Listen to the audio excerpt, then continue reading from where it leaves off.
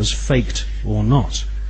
An interesting photograph hangs on the wall of the Sanctuary of the Scottish Rite Masons in Washington, D.C.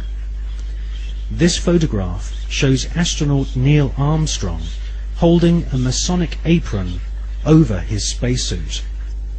The photograph has seemingly been taken on the moon, or at least on a studio set which resembles the surface of the moon. Neil Armstrong has become a mysterious character since his alleged moon expedition.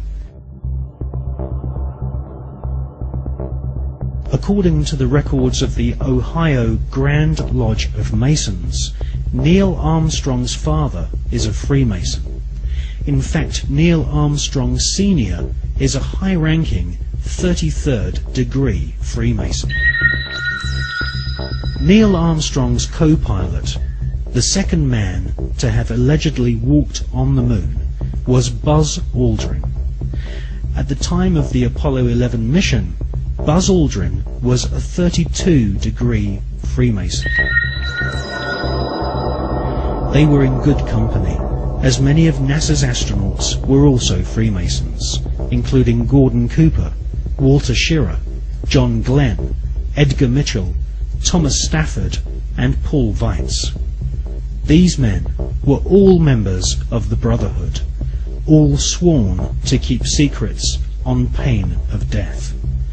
These astronaut Masons were under the leadership of Kenneth Klangnecht, who was NASA's Apollo space program manager. According to an article and photograph published in the Masonic magazine Scottish Rite Journal, upon his return from the moon, Brother Buzz Aldrin presented a flag to Sovereign Grand Commander Smith, who was the Supreme Commander of the Supreme Council of 33rd degree Masons of the world. The flag Buzz Aldrin presented had been taken to the moon on Apollo 11.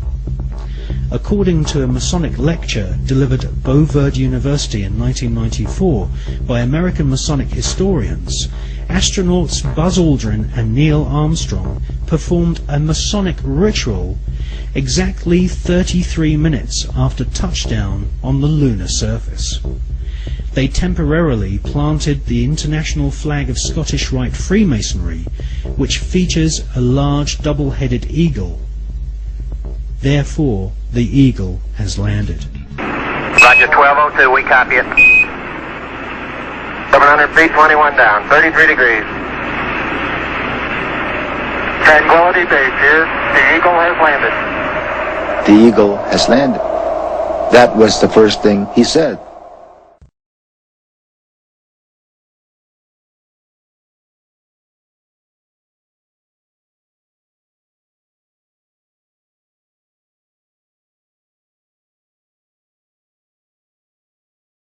It is written in ancient Egyptian texts, the purpose why the pyramid was built was to store knowledge. These things were built at the end of one of the destructions of the world.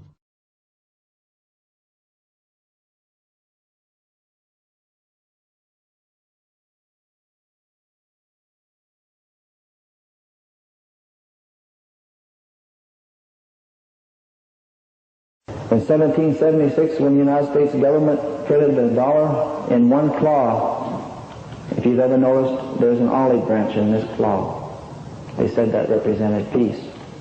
The Indian elders shared with me in South Dakota, where Kevin's from, to them that represents the enslavement of black people. In the other claw is 13 arrows. The founding fathers of the United States said that represents the 13 states. But they say, the elders, that represents the enslavement of native people. The end of the age of the twin, the Savior, became one of the most sacred days for this bloodline.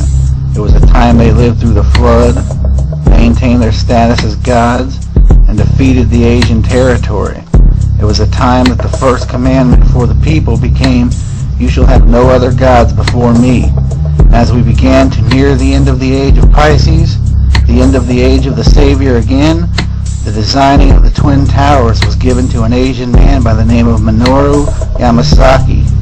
and the building of them was pushed through by well-known Masonic family members Nelson Rockefeller and his brother David. And as we entered the exact same date on the zodiac calendar as the beginning of the first and only World War of the Third World, the towers were reported hit by Muslim terrorists. Prior to this day, after the first American invasion on 9/11 to create their second central bank and the abolishment of it by Andrew Jackson, the first and only president to pay off the national debt to the bloodline of God, Andrew Jackson, was put on a $20 bill. And by making 3 folds into the Masonic symbol, the pyramid, it shows the Twin Towers with the smoke coming out at the exact same spots as shown on their television program, with American Airlines hitting the side that said America and United Airlines hitting the side that said United. Then if you flip the bill over to the other side, you notice the representation of the Pentagon with the smoke coming out of the center, as also seen on their television program. They also told you that they believed another plane was heading for the White House. And if you look down under the Pentagon, you see the top of the White House flag flying with all its glory, with no smoke coming off it at all. In fact, the entire design of the bills surrounding the 20 was made like a cartoon of the event, long before it ever happened. The 5 shows the towers with no damage. The 10 shows the towers after the first plane hit. The 20 shows the towers after the second plane hit. The 50 shows the towers as they started to collapse. And the 100 shows nothing but the smoke that was left rising in the air. And if you make the extra folds to turn the 20 into a plane, the vehicles used in the first and only war of the Third World, at the end of the age of the Twin, the time it was changed from many gods to one, the nose cone says, "In God we trust."